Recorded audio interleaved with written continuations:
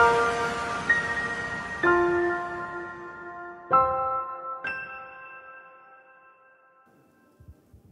Father in heaven,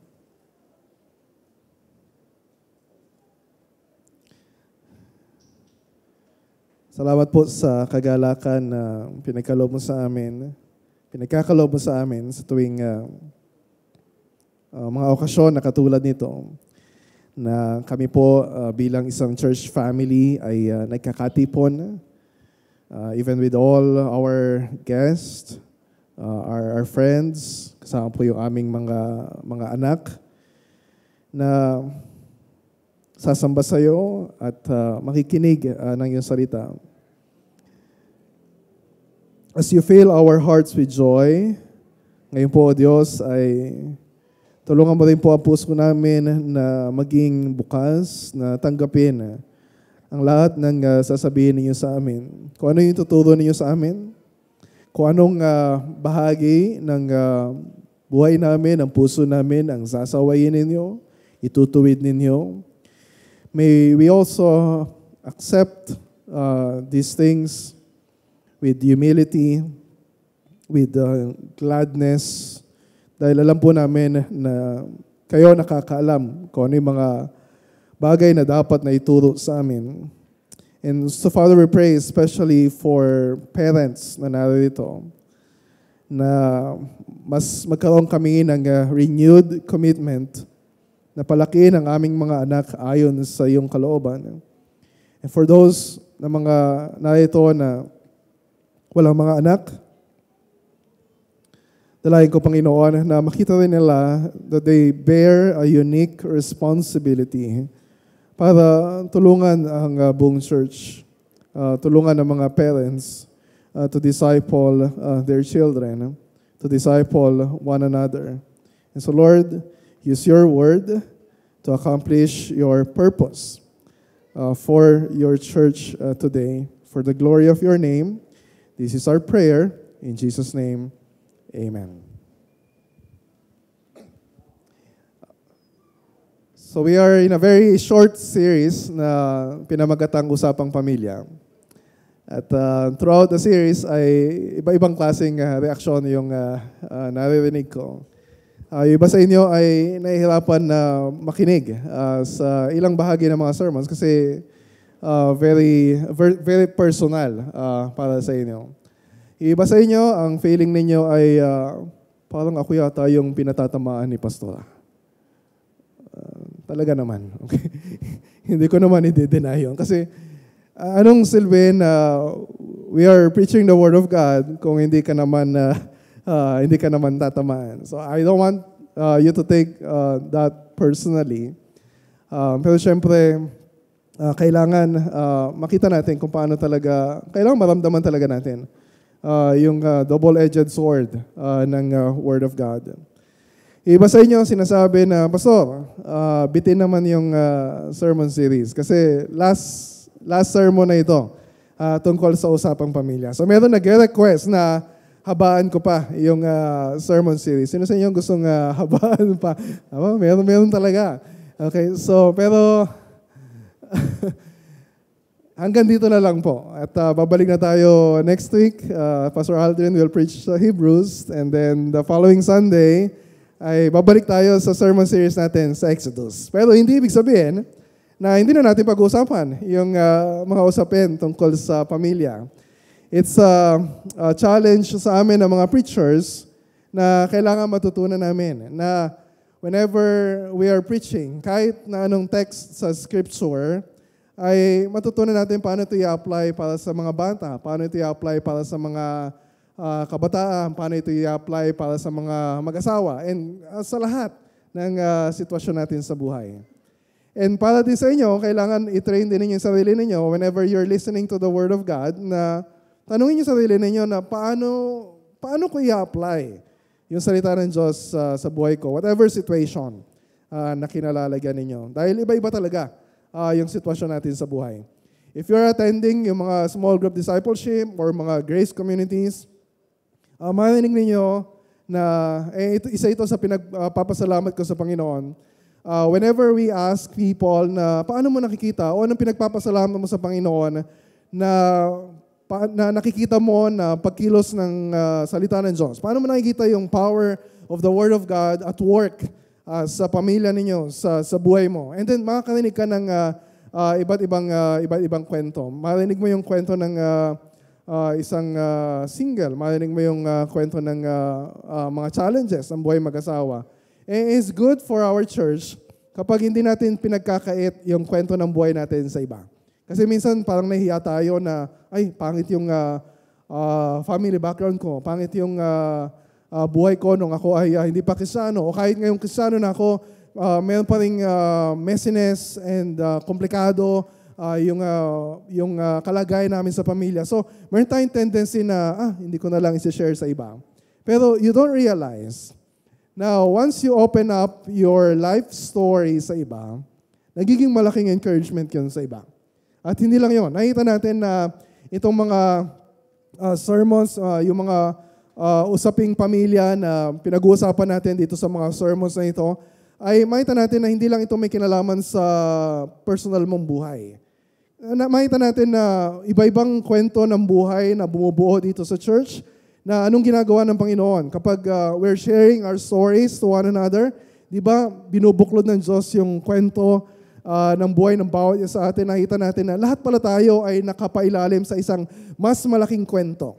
Yung kwento ng pagliligtas ng Diyos, kung paano bumubuo ang Diyos ng isang malaking pamilya na katulad ng church natin. Now, we call our church the family of God. And so, meron tayong sermon series na usapang pamilya kasi mahalaga ang pamilya. Pero wag nating i-disconnect yung mga pinag-uusapan na ito sa buhay natin as a church family. Mahalaga din yon. So, tatlong bahagi na yung napag-usapan natin sa Matthew chapter 19, verses 3 to 12. Yung una ay tungkol sa pag-aasawa, yung sumunod ay tungkol sa paghihiwalay ng mag-asawa, yung sumunod ay tungkol sa pagiging single. So ngayon naman ay titingnan natin yung utos ng Panginoong Yesus na may kinalaman sa ating mga anak. So bakit hindi natin pwedeng paghiwalayin? We cannot separate marriage and parenting. Kasi kung meron kang asawa, dapat ma-realize mo na hindi ka magiging mabuting nanay sa mga anak mo kung hindi mo naman pinapakita sa kanila na minamahal mo ang asawa mo. You cannot be a good mother if kung meron kang asawa, if you don't love your husband. And ganun din. You cannot be a good father sa mga anak mo. You cannot be a good husband sa asawa mo kapag hindi mo naman siya tinutulungan sa pagpapalaki ng inyong mga anak. So we cannot separate marriage and parenting. Kaya after itong verses 3 to 12, ay punta tayo dun sa sumunod na eksena dito sa verses 13 to 15. So ganito yung nangyari. May nagdala ng mga bata kay Jesus upang ipatong niya sa mga ito ang kanyang kamay at sila ay ipanalangin. Most likely, mga parents. Ngunit pinagalitan sila ng mga alagad. Sinabi ni Jesus sa kanila, hayaan ninyong lumapit sa akin ng mga bata. Huwag ninyo silang pagbawalan sapagkat ang mga katulad nila ang mapapabilang sa kaharian ng langit. Pagkatapos, ipinatong nga niya sa mga bata ang kanyang kamay at pagkatapos siya ay umalis. Ang Panginoong Yesus ang siyang Panginoon ng lahat ng bahagi ng buhay natin. Siya yung Panginoon ng ating buhay may asawa. Siya yung Panginoon ng buhay ninyo ng pagiging pagiging single o walang asawa. At siya rin ang Panginoon na dapat sundin kung paano natin palalakihin yung mga bata. Okay, so primarily, mga parents yung dapat makinig ng sinasabi ng Panginoong Yesus. Pero, syempre, yung mga bata na ito, dapat makinig din kayo para malaman ninyo kung anong gusto ng Diyos para sa inyo. So, pag may nag-gadget na bata dyan, ay kuhanin ninyo. Kailangang makinig din sila ng salita ng Panginoon. Pastor, paano naman po yung mga walang anak? Okay, again, we trust the Lord's wisdom na kung may asawa kayo na hindi kayo pagkalooban at this point ng anak, and lalo na yung mga singles din, pero dapat din kayo makinig. Kasi kanino ba sinabi ni Christ, yung utos niya na hayaan ninyong lumapit sa akin yung mga bata? Hindi primarily dun sa mga parents sa story, but dun sa mga disciples. So kung ikaw ay disciple ng Panginoong Jesus, kung ikaw ay tagasunod ni Jesus, meron siyang iniutos sa lahat sa atin, may anak ka man o wala, we have a responsibility na pagtulungan yung paglapit ng mga bata sa Panginoong Jesucristo. That's why it's very important yung membership natin sa local church. So hindi natin alam kung gaano katagal yung lumipas pagkatapos ng verse 12 and then yung verse 13. Pwedeng magkasunod lang o pwedeng ilang panahon yung lumipas. Pero whatever the case, makita natin yung malaking pagkakaiba. Doon sa verses 3 to 12, sino yung pinagsabihan dito ng Panginoong Jesus? Yung mga Pharisees. Dahil sa maling pananaw nila tungkol sa pag-aasawa at paghihiwalay ng mag-asawa. And then dito naman sa verses 13 to 15, wala siyang pinagalitan dito ng mga Pharisees. Ang pinagalitan niya ay yung mga disciples niya. Merong problema na ine-expose ang Panginoong Jesus sa pagtrato ng mga tagasunod ni Jesus, sa mga Kristiyano, sa mga bata. So yun yung una natin pag-usapan, problema. Okay? Anong problema? Ano yung maling ugali ng mga disciples dito? Look at verse 13. May nagdala ng mga bata kay Jesus upang ipatong niya sa mga ito ang kanyang kamay at sila ipanalangin. Ngunit, pinagalitan sila ng mga alagad. So, ang gusto ng mga parents ay basbasan ni Jesus o say a prayer of blessing para sa mga anak nila. Pero yung mga disciples naman ni Kristo ay hinahadlangan sila. So, nagagawa sila ng barricade para hindi makalapit yung mga bata kay Jesus. Hindi natin alam kung gaano karaming tao. Most likely, marami yung mga tao, nagtuturo ang Panginoong Jesus, di ba? Nagpapagaling siya. And makita natin sa parallel account sa Mark 10:13 na ang gusto ng mga magulang dito ay mahawakan ni Jesus yung mga anak nila.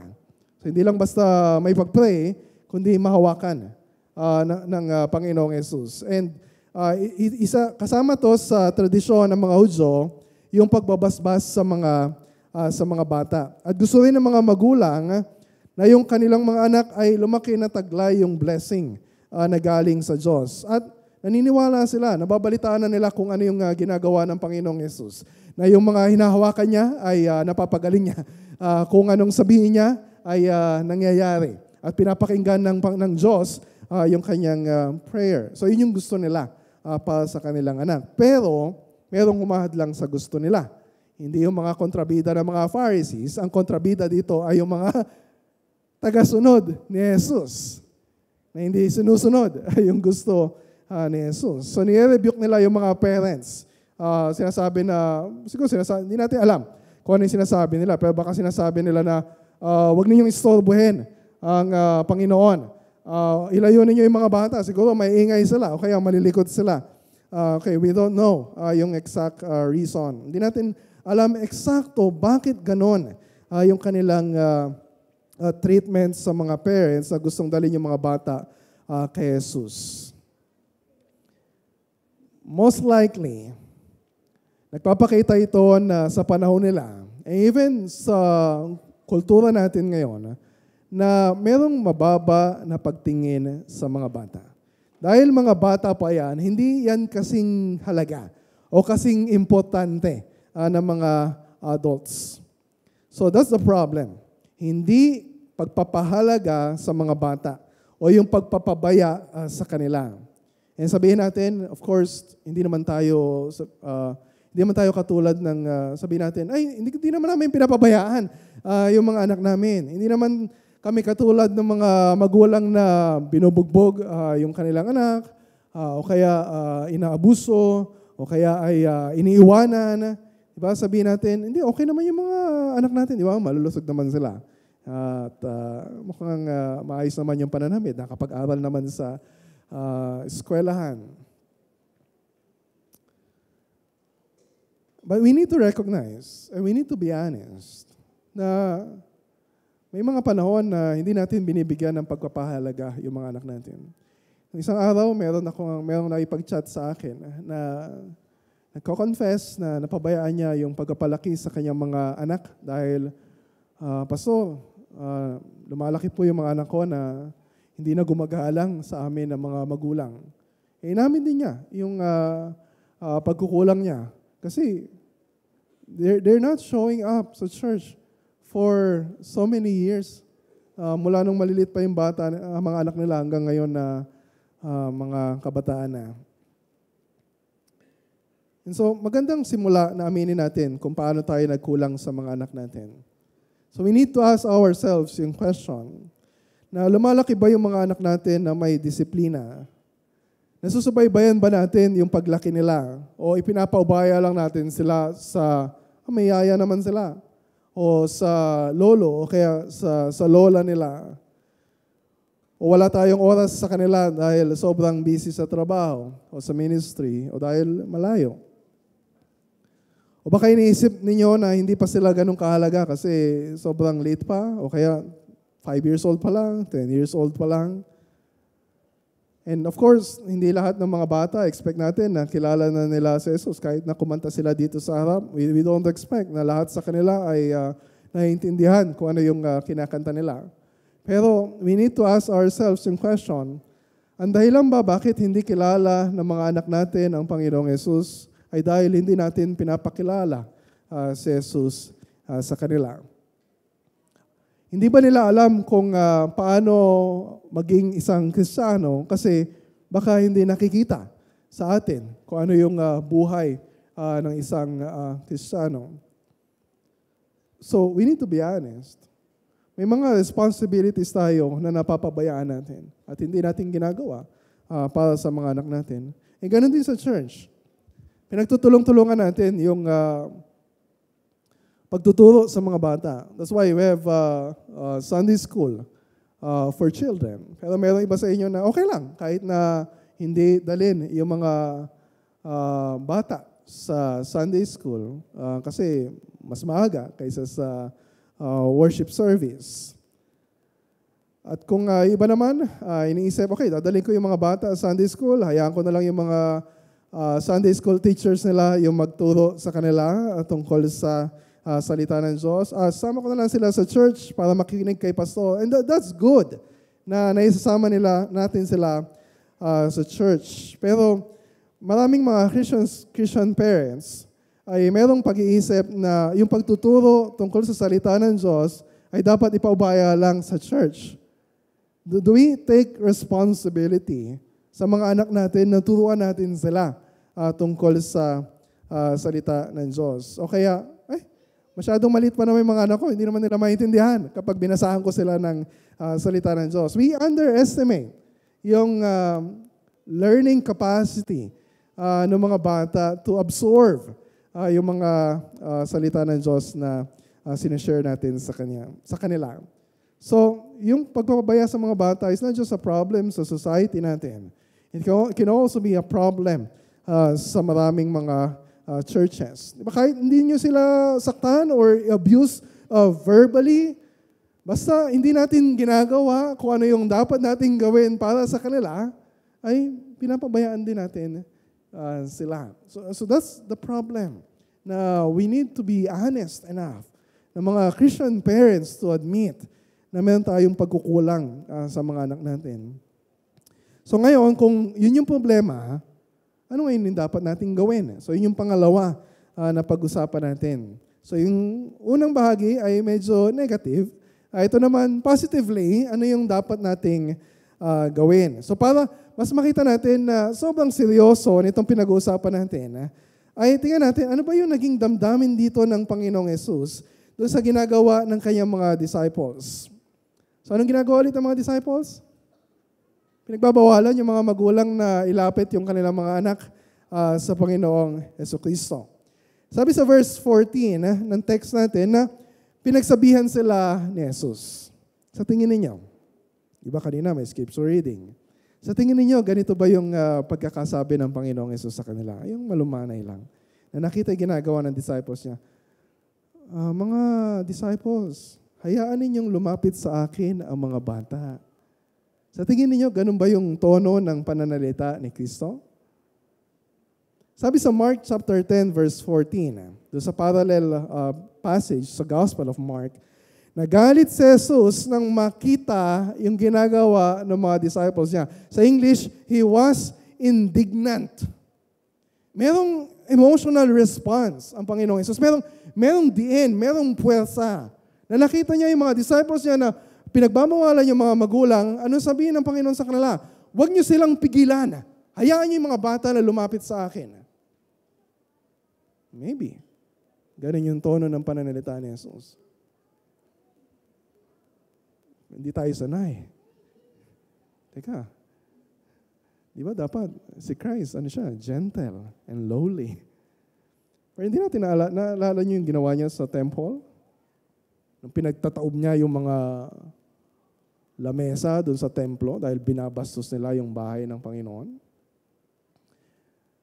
And you will understand kung kayo ay mga magulang na mahal ninyo yung mga anak ninyo. Diba, halimbawa, pinaalagaan ninyo sa yaya o babysitter yung anak ninyo. Tapos pag uwi ninyo, nakita ninyo na sinasakal ng yaya yung anak ninyo. Anong sabihin ninyo? Uy, yaya, wag mo naman yung gawin sa anak ko. Babawasan ko yung sweldo mo. Anong sasabihin ninyo?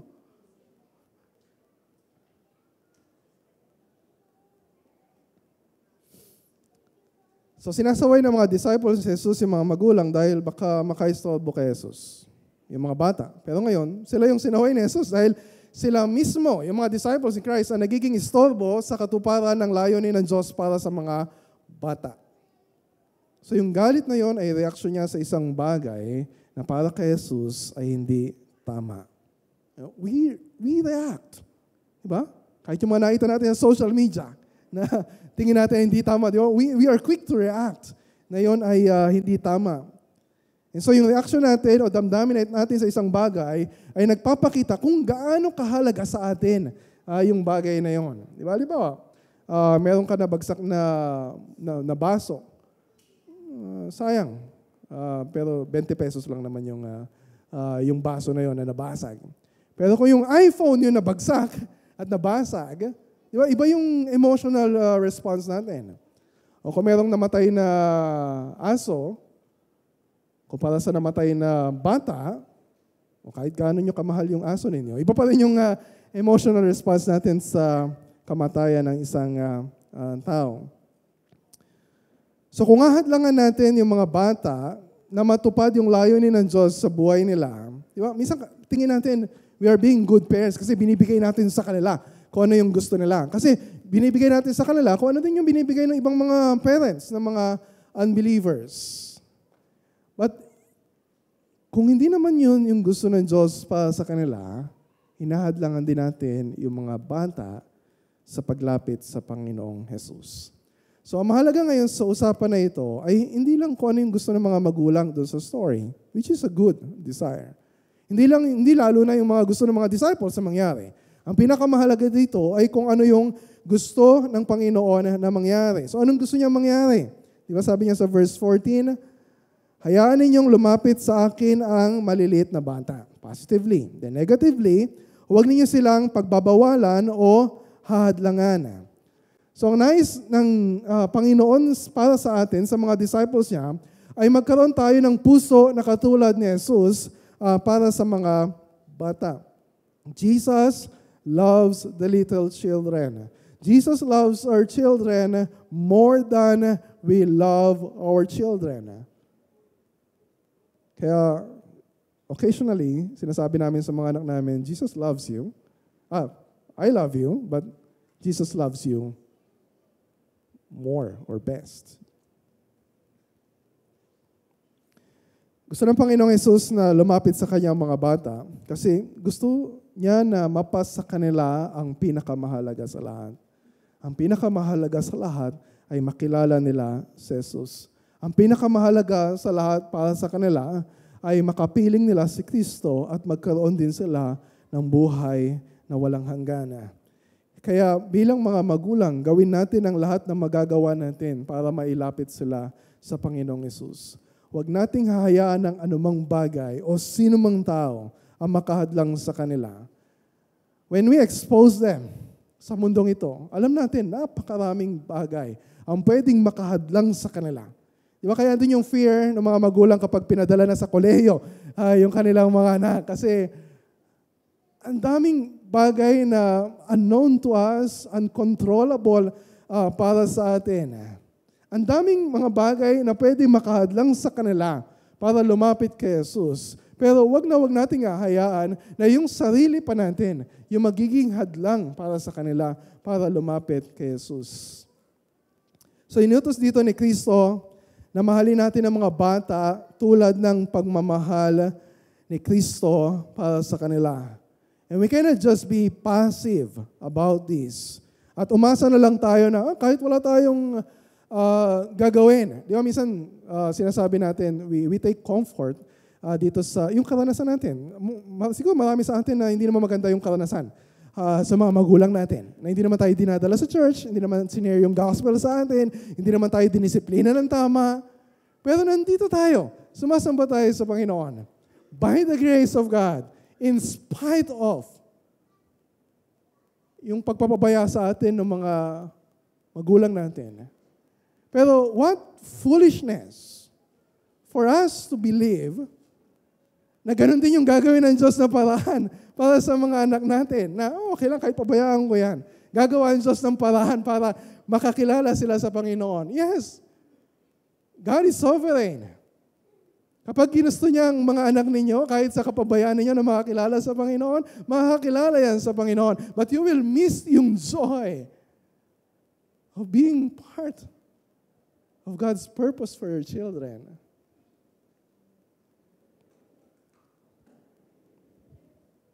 Kung ikaw yung may primary responsibility, bakit ipapaubaya mo sa iba?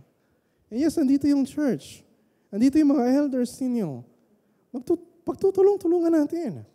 May mga anak kayo na kailangan disiplinahin kasi mayroong wrongful relationship. And you're not doing anything about it. Andito kami para tulungan kayo. Meron sa inyo mga anak niyo hanggang ngayon, binata na, pero hindi pa rin Kristiyano, hindi pa rin nakakilala kay Kristo.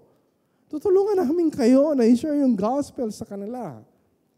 Pero you need to take responsibility. Hindi yung pwede sabihin na, Pastor, kayo na pong bahala. We need to have a firm commitment na sabihin na, I will take responsibility. Kung mahal mo ang mga anak mo, hindi pwedeng wala kang gagawin. Bakit ganito yung desire ni Christ for our children? So yung pangatlo na pag-usapan natin, ano yung dahilan? Bakit ito yung gusto niya na dapat nating gawin? Look at verse 14 again. Sabi ni Jesus sa kanila, hayaan ninyong lumapit sa akin ng mga bata. Huwag niyo silang pagbawalan sapagkat, ito yung dahilan, ang mga katulad nila ang mapapabilang sa kaharian ng langit. So yung reason is all about the kingdom of heaven, the kingdom of God. Pinag-usapan natin ito last week. Pag sinabing kaharian ng langit, ito ay tumutukoy sa kaharian ng Diyos na ang trono ay nasa langit. Tumutukoy ito sa pamamahala ng Diyos bilang hari ng ating buhay at lahat ng kanyang nilikha. Ang problema sa atin, hindi natin naranasan yung inam na nasa ilalim ng paghahari ng Diyos dahil nagrebelde tayo sa Kanya. And yun dahilan bakit niya ipinadala ang Panginoong Hesus na siyang nagsasalita dito. So it's not just speaking sa passage na ito. Dapat makita natin na siya ipinadala ng Diyos, ang Panginoong Hesus, para ano? Para ibigay yung kanyang buhay bilang kabayaran ng ating kasalanan ng pagrebelde sa Kanya. Di ba sabi sa Mark 10:45, na parito si Jesus, hindi upang paglingkuran, kundi upang maglingkod at upang mag-alay ng kanyang buhay para sa ikatutubos ng marami. Hindi lang kasama sa marami na yon ay maraming mga matatanda. Kasama din doon ang maraming mga bata. Jesus came to serve and die even for children. The gospel is not just for adults. Huwag natin isipin na rated 18 or for adults only ang pagpasok sa kaharian ng Diyos. So anong paanyaya ni Jesus sa Matthew 11:28? Lumapit kayo sa akin, kayong lahat na nahihirapan at lubhang nabibigatan sa inyong pasanin at kayo'y bibigyan ko ng kapahingahan. Minsan nainggit tayo sa mga bata, buti pa itong mga anak namin, walang kaproblema. Diba? Ang sarap ng buhay. Pero we don't realize na dala-dala rin nila yung bigat ng kasalanan sa kanilang buhay. At kung hindi nila makikilala si Jesus, they won't have a Savior. Our children need Jesus. Hindi lamang tayo matatanda ang may kailangan kay Jesus. We all need Jesus. So nang sinabi ni Jesus na sa katulad nila, mga katulad nila ang mapapabilang sa kaharian ng Diyos, hindi ibig sabihin na automatic na yung mga bata ay meron ng salvation or eternal life. Kaya sabi niya, to such o sa mga katulad o kagaya nila. So ang paraan pa rin ng paglapit kay Jesus o pagkakaroon ng buhay na walang hanggan ay yung paglapit kay Jesus sa pamagitan ng pananampalataya. And kaya ginawa ng Diyos na illustration yung mga bata to teach a very important lesson para sa mga disciples ni Christ. Kung titingnan natin sa Mark 10:15, yung parallel account sa Mark, merong naka-additional verse na wala dito sa Matthew 19. Sabi ni Christ, tandaan ninyo, ang sino mang hindi tumatanggap sa kaharian ng Diyos, tulad sa pagtanggap ng isang bata, ay hindi makakapasok sa kaharian ng Diyos. Tulad ng pagtanggap ng isang bata.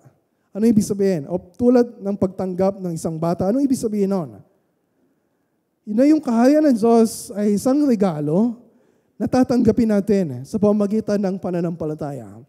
Wala ni isa man sa atin ang kayang pagtrabahuhan ang makapasok sa kaharian ng Diyos. Diba anong kaibahan sa mga bata at sa mga matatanda? Diba tayo mga matatanda, nagtatrabaho tayo para tayo ay kumita ng pera, para meron tayong makain, para matustusan yung pangangailangan natin. Pero yung mga karga-karga natin ng mga bata ngayon, di ba kapag umiyak yan, kasi nagugutom, di ba? Hindi naman natin sasabihin sa kanila na, ang tamad-tamad mo naman, magtrabaho ka nga para meron kang makain. No, wala silang kakayahan. Wala silang kakayahan para buhayin yung kanilang sarili. Pero kailangan nila na meron silang makakain. And so, ganun din sa atin. In terms of our spiritual life, wala tayong kakayahan na pagtrabahuhan yung buhay na walang hanggan. Pero kailangan natin. Pero alam natin yung good news na meron nagtrabaho para sa atin. So, anong kailangan natin gawin? We received the gift of the kingdom by faith. Not by works. So that's the good news of the gospel. So ito yung panawagan sa atin ng Diyos. Minsan akala natin, kailangan tayo ng mga anak natin. Totoo naman. Pero hindi natin na-realize, kailangan din pala natin yung mga bata para matutunan natin kung ano yung gusto ituro sa atin ng Diyos. Di ba ito yung sinasabi ni Christ sa mga disciples niya? Tingnan ninyo yung mga bata. If you will have eternal life, if you will enter the kingdom of God, kailangan katulad kayo ng mga bata sa pagdepende sa Diyos, sa pagtitiwala kay Kristo. So ang isang 10 taong gulang na bata na nagtitiwala kay Kristo, I became a Christian when I was 10 or 11. Ang sabi ng Panginoong Yesus, siya ay may buhay na walang hanggan. Pero ang isang matanda na 40 years old, 60 years old, na hindi nagtitiwala kay Jesus. Nagtitiwala siya sa kakayahan niya. Nagtitiwala siya sa mga accomplishments niya. Nagtitiwala siya sa kayamanan na meron siya. He will not enter the kingdom of God. Alam niyo yung sumunod na part dito sa story? Yung rich young man na lumapit kay Kristo. In the end, hindi siya nagtiwala kay Kristo. Mas kumapit siya sa kanyang kayamanan. Mas dumepende siya sa sarili niyang magagawa kaysa magtiwala kay Jesus para sa kanyang buhay na walang hanggan. Mas malaking kayamanan ang mawawala sa iyo kung wala sa iyo si Kristo.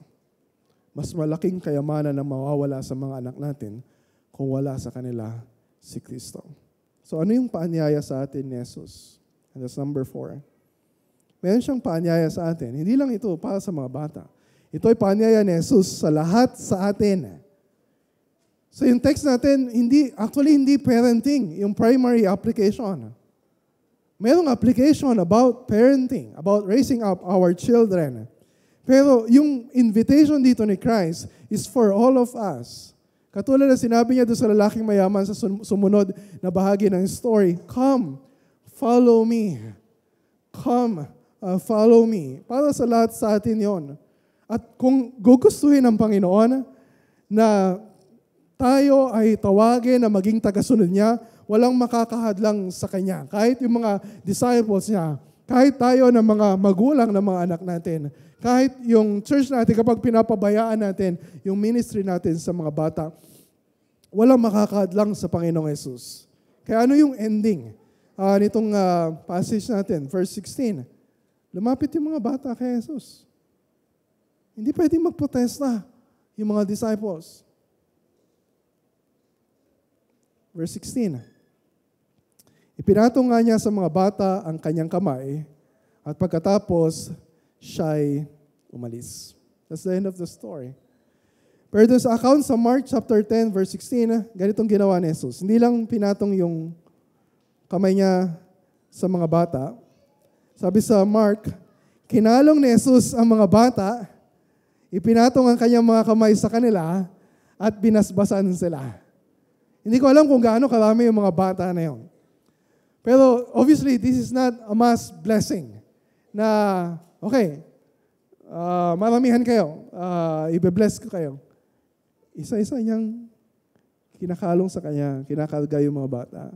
Tapos hawakan, tapos i-bless sila. He takes time for children. Hindi niya minamadali. Para maramdaman nila kung gaano sila kamahal ng Panginoong Jesus. And pray to the Father for them. So habang ginagawa ni Jesus, nakita niyo kung ano yung tumatatak sa isip, sa puso ng mga disciples. Tumulad kayo sa mga batang ito and trust me for your life. So pag-usapan natin, ano yung mga dapat natin gawin sa mga bata? Ito yung mga practical na hakbang na pag-uusapan natin ngayon. So meron akong bibigay na 5. Pero yung unang-una, hindi pwedeng laktawan. Di ba? Kasi kung ang paanyaya ni Jesus sa lahat sa atin ay sumunod tayo sa Kanya, kung ang gusto pala ni Jesus para sa mga anak natin ay maging tagasunod sila ni Jesus, how do you think it is possible na matulungan natin sila na sumunod kay Jesus kung ikaw mismo na magulang niya ay hindi sumusunod kay Jesus? So pag-usapan natin yun. Number 1, pagsunod. Pangarap, pagtuturo, pakikipaglaban, panalangin. So bakit una yung pagsunod? Kailangan mong ipakita sa anak mo kung paano sumunod kay Jesus. Diba? Paano mo matutulungan yung anak mo na maging isa rin sa mga anak ng Diyos kung ikaw mismo ay hindi pa isa sa mga anak ng Diyos? How can you help your children to be born again kung ikaw mismo, you are not born again and you are not genuinely converted? May mga cases tayo na naging members tayo sa church, pero yung mga magulang nila ay hindi. Ihahatid lang nila dito sa church. Minsan sa samahan. Pero their parents are not followers of Christ.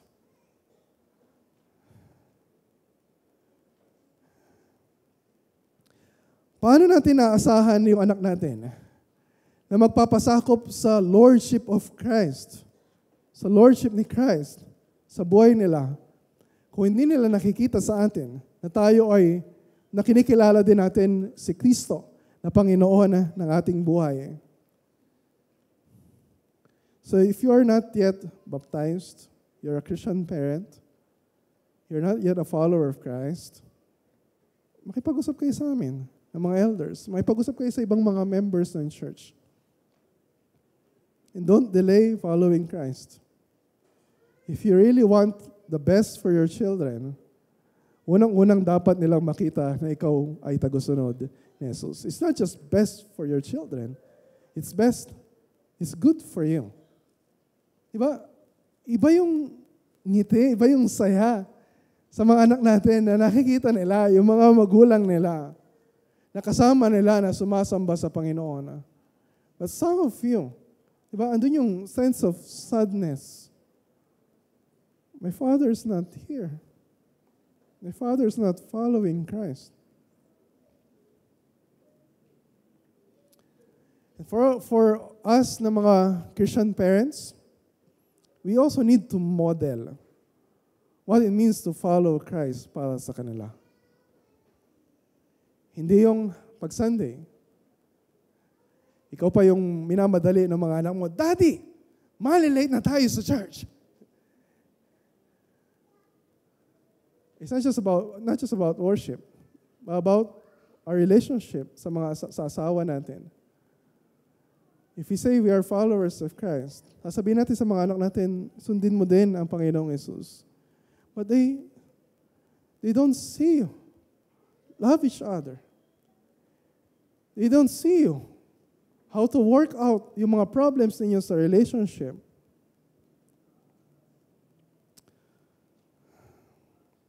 Gusto niyo pa bang habaan yung sermon series natin?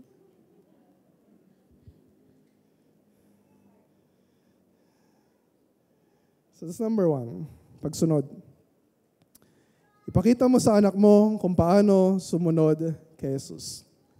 That's number 1. Pangalawa, pangarap. Mangarap ka ng malaking pangarap para sa anak mo. Parents, what's your dream for your children? Gusto ko makasali rin sila sa Olympics at magka-gold katulad ni Carlos Yulo. Para namang maraming bata ang makakaabot noon. Gusto ko sila maging sikat na celebrity. Maging mayaman sa pag-YouTube. Maging doktor, maging engineer. O sana yung di ko natupad na pangarap para sa sarili ko ay yung matupad na pangarap para sa kanila. It's okay to dream big for our children. Pero kung hanggang doon lang yung pangarap natin sa kanila, ang babaw ng pangarap natin. Kung pinag-uusapan natin na yung mapabilang sa kaharian ng Diyos ang pinakamahalaga sa lahat, kung sinasabi natin na yung kayamanan na nanggagaling sa relasyon sa Diyos, yung pinakamahalagang kayamanan at yung kagalakan na natatanggap natin because we are in relationship with Jesus, ay yung kagalakan na walang makakatumbas sa mundong ito, hindi ba dapat yun din yung pangarap natin para sa mga bata? Dapat pangarapin natin na makamtan nila si Jesus at yung kaharian ng Diyos na siyang pinakamahalaga sa lahat. Yes, dream big. But dream the biggest dream for your child. That's the kingdom of God. Wala nang ibang mas malaki pa kaysa sa kaharian ng Diyos. Aanhin ng mga anak natin kung mapa sa kanila ang lahat ng kayamanan sa mundong ito. Aanhin nila yung gintong medalya sa Olympics kahit ilang milyon pa yung maging premyo para sa kanila kung mapapahamak naman yung kanilang kaluluwa. Mark chapter 8 verse 36. And if you have a dream, Hindi pwede na nangangarap lang tayo at nakatunganga at nagde-daydream. Di ba? Isipin niyo si Carlos Yulo. Gold medal sa gymnastics kagabi. Isipin niyo, bata pa lang yan, malamang nangangarap na yan na makasali sa Olympics at magka-gold medal. Pero, anong kailangan niyang gawin to achieve that dream? Di ba? Katakot-takot na oras, pag-ensayo, disiplina sa sarili, disiplina sa pagkain, yung ibubuhos niya para maabot yung kanyang pangarap. So, ganun din. So, if our dream for children, na mapabilang din sila sa karya ng Diyos, hindi pwede na we're just dreaming. Meron tayong gagawin. At yun yung pangatlo hanggang panglima. Pangatlo, pagtuturo. Kailangan natin silang turuan. Ituro natin sa kanila kung sino si Jesus at ano yung ginawa niya. Gagawin natin ang lahat na magagawa natin para maipakilala sa kanila ang Panginoong Jesus. It's good. It's a good step. It's a good first step kapag dadalhin natin sila sa Sunday school. And it's good for yung mga parents na pinayagan ninyo na sumama yung anak ninyo sa youth camp. It's good. Pero we need to realize, ano ba naman yung isang oras lang sa isang linggo, 3 beses lang sa isang buwan sa Sunday school? Ano lang ba yung 3 araw sa loob na isang taon sa youth camp? We believe na the gospel is powerful kapag narinig nila. Pero we must not underestimate yung power ng ordinary conversation na nangyayari araw-araw sa loob ng bahay. Di ba nagpapasalamat tayo kapag lumalabas sa bibig ng mga kabataan natin yung gospel. And we thank the Lord for that. Pero we also feel sad kapag yung gospel na yon ay dito lang sa loob ng church naririnig. O kapag merong special events, the gospel must be rehearsed every day sa bahay natin. Deuteronomy 6:7, binasa natin ito kanina. Ituro ninyo ito sa inyong mga anak. Pag-aralan, sino sinabihan ng ituro ninyo ito sa inyong mga anak? To love the Lord your God with all your heart. Hindi yung mga pari, hindi yung mga propeta nila, hindi yung hari nila, hindi yung mga pastor, kundi yung mga magulang. Ituro ninyo ito sa inyong mga anak, pag-aralan ninyo ito sa inyong tahanan, sa inyong paglalakbay, sa inyong pagtulog sa gabi, at sa inyong pagbangon sa umaga. Tell them the story of God. Ikwento mo sa kanila kung paano nilikha ng Diyos ang lahat, kung paano nagkasala ang tao, kung paano ang solusyon ay si Kristo, at kung paano sila dapat tumugon sa pananampalataya at pagsisisi sa kanilang mga kasalanan. Gamitin natin yung Bible, gamitin natin yung New City Catechism, gamitin natin yung Heidelberg Catechism, gamitin natin yung mga guide na meron tayo para may turo sa kanila. Meron kayong mga study Bible na pinamigay natin sa inyo, sa lahat ng members ng church. Kung hindi nyo kayang paliwanag, use the study Bible para ipaliwanag sa kanila yung sinasabi ng salita ng Diyos. Tapos isang araw, kapag darinig natin sa mga anak natin, bago kayo matulog, tapos sabihin ng mga anak ninyo sa inyo, I love Jesus. Gusto ko nang magpa-baptize. I want to follow Him all my life. Oh, what joy! Para sa ating mga magulang na marinig yun. Sulit na sulit lahat ng paghihirap, pagsisikap natin at panalangin para sa kanila. Proverbs 22:6, ituro sa bata ang daang dapat niyang lakaran. Ituro natin yung daan. Hindi lang ito tungkol sa mabuting asal, kapag pangit na asal, papagalitan sila. Yes, we do that. Pero higit sa lahat, ituro natin sa kanila yung daan. Ituro natin si Kristo. Siya yung daan, siya yung katotohanan, siya yung buhay. Na hindi sila makakarating sa Ama kung hindi sa pamamagitan ni Kristo. You have a choice. Kung ayaw mong turuan ang mga anak mo, at hayaan mo lang yung cellphone, or yung iPad, or yung YouTube, o yung Facebook, ang atupagin nila magdamag sa maghapon. Kung ayaw mong turuan yung mga anak mo, ang mundo ang magdodoktrina sa kanila at asahan mo maling doktrina ang matututunan nila. And we are responsible. I usually hear mga parents nagrereklamo, iba na talaga mga bata ngayon. They're not different from the past generation. They're not different. They're also sinners like us. Iba yung pagkakasala nila ngayon. Iba yung access nila sa kasalanan ngayon. Mas madali siguro yung access nila. It's not different. Let's not blame yung society natin. Let's not blame our children kung bakit nagkakaganyan sila. Maybe we are the ones who are different. Number 4, pakikipaglaban. Maraming bagay yung magiging hadlang sa kanilang daraanan patungo sa isang malapit na ugnayan sa Panginoong Jesucristo. Bilang mga magulang, andun yung instinct natin to protect them. Kapag nabalitaan ng isang tatay na merong nambubuli sa anak niya sa eskwelahan, we react to defend our child. And so ganun din sa responsibility natin as parents. It's not just physical protection.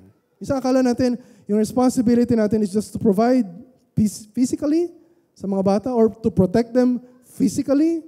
We forget yung spiritual aspect of our relationship sa mga bata. We are also responsible for spiritually providing, spiritually protecting for our children.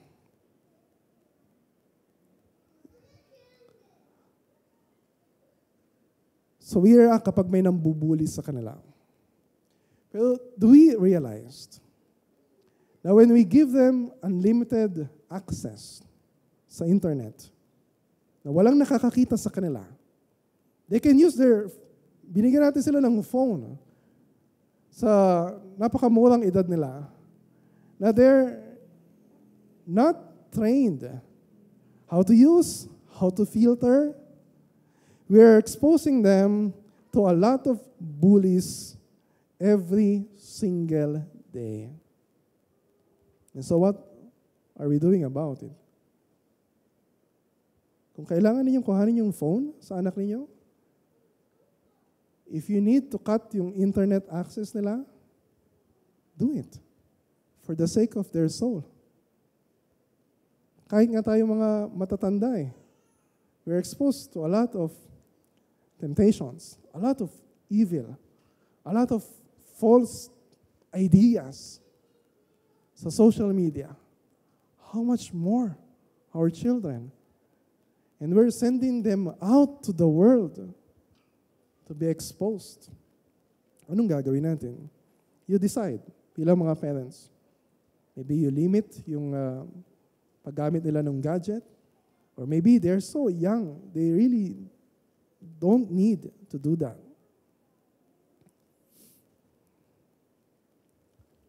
Maybe your child is already exposed to pornography and you don't know. Kailangan mong kausapin yung anak mo. Huwag mo hintayin yung mga elders makipag-usap sa anak mo.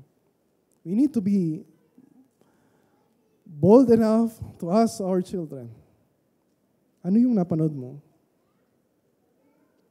And then, use it as an opportunity to talk about sin, to talk about temptation, and to talk about their Savior.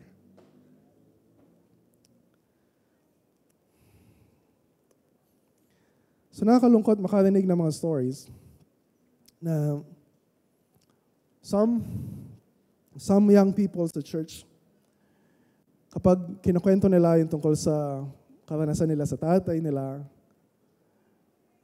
maraming OFWs, maraming ilang taon na wala sa bahay. Maybe we can provide good finances. Financially, we are a good provider para sa kanila. Pero ilang beses ko na narinig sa mga kabataan kapag nagkukwento sila na sinasabi nila, yung tatay ko, he's a good provider. But he's not really a father para sa akin. It's tragic. It's tragic to hear that.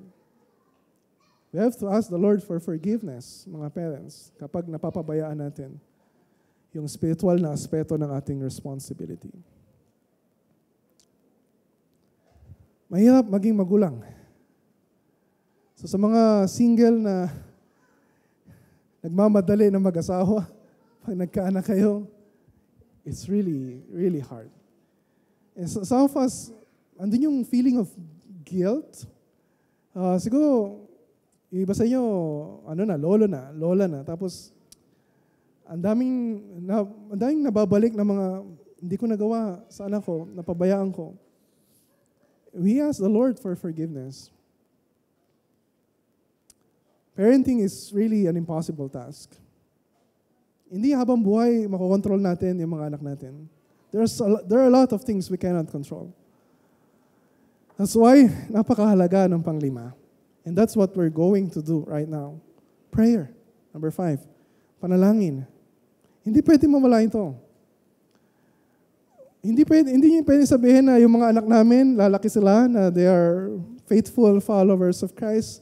Yun yung ginagawa namin para maturuan sila, para maakayin sila. But we also hear stories ng mga pastors, na yung anak nila, paglaki nila, they turned away from the faith. And then openly, they're rejecting Christianity. Diba? It's really so painful. So, may mga kailangan tayong gawin. Gagawin natin lahat ng magagawa natin. Pero we still admit na hindi lahat ay nasa kamay natin. That's why we ask the Lord. That's why we pray na, Lord, baguhin mo yung puso ng mga anak namin. Hindi nakasalalay yung success ng parenting sa atin. Hindi natin pwedeng basta-basta sisihin lang yung mga, pag nakita natin yung ibang mga kabataan na lumayo sa Panginoon, we don't put all the blame sa mga parents. Maybe may kasalanan yung mga magulang, pero we're not 100% responsible sa decision nila sa buhay. That's why we entrust everything to the Lord. Siya yung may kapangyarihan na bumago sa puso nila. And so, kung hindi nyo kayang makapagturo pa sa kanila ng mga mas malalalim na mga doktrina, it's okay. As long as you can pray for them. Sa pagising sa umaga, bago sila matulog, di ba we can pray yung priestly benedictions sa Numbers 6:24-26. The Lord bless you and keep you. The Lord make His face to shine upon you and be gracious to you. The Lord lift up His countenance upon you and give you peace. When was the last time you prayed for your children? Nabaguhin sila ng Panginoon. Na bigyan sila ng Diyos ng puso na magmamahal kay Kristo. And so, we'll come to the Lord. Ang dami natin mga mahirap na pag-usapan. Kahit yung mga kailangan natin gawin, hindi natin kayang gawin sa sarili natin. We need the Lord. Kung meron mang kailangan talagang matatak sa puso natin, ay yung katotohanan na we all need the Lord Jesus Christ. So, we let our children come, not just come to church. Dadali natin sila sa church. But we let them come to Christ. And sa lahat sa atin, don't just come to church every Sunday. Make sure na you come to Christ Himself.